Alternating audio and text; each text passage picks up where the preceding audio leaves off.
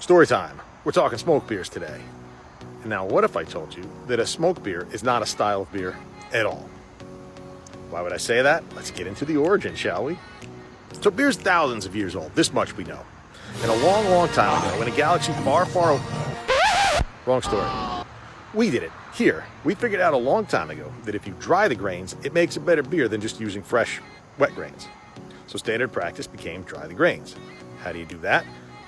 Air dry it, leave it out in the sun, or fire dry it, put it near a fire.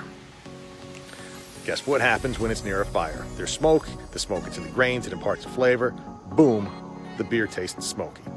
Now, I don't know about the whole world, but in Europe, the dominant practice was fire drying. So from the time we figured that out up until 1635, all beer had a smoky flavor to it that came out of Europe. It was just the way beer was. So what happened in 1635? I'll tell you. July 23rd, 1635, a patent was issued in England for the first smoke-free malt drying machine. And that changed the course of history.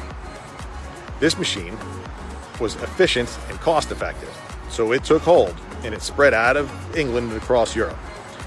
Germany was kind of the last to adopt it. I don't know if they just were resistant to the technology or stuck with tradition, but there are only 2 breweries that still make beer the way they did pre-1635, and they're in Bamberg, Germany. So today, there is a style that we call the Bamberg smoke beer, and it's a pretty authentic beer. You can get a smoke beer anywhere. Here in America, the craft beer boom, craft brewers are using smoke malts all the time. I love them. I think you should try them. But if you want to taste history, the way beer tasted before 1635, you got to get a Bamberg smoke beer. And there are 2 breweries still making beer the way they were.